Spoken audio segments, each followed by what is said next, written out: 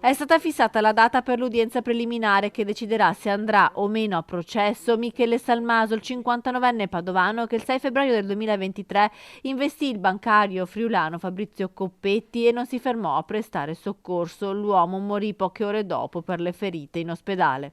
L'investimento era avvenuto alla rotatoria tra via Grassi e via del Plebiscito. Il pubblico ministero ha chiuso le indagini e ha chiesto il rinvio a giudizio con le accuse di omicidio stradale, fuga e omissione di soccorso.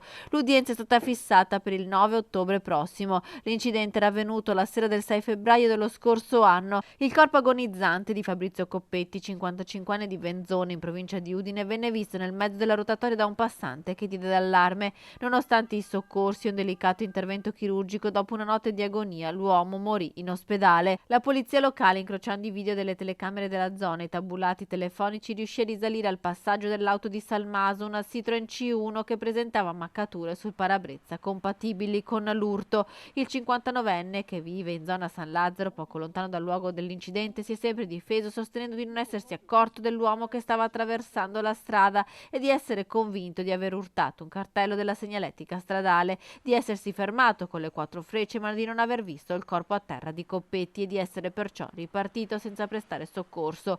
Quando la polizia locale però si era presentata a casa sua il giorno dopo la tragedia, il 59enne era già andato dal carrozziere per sostituire il parabrezza.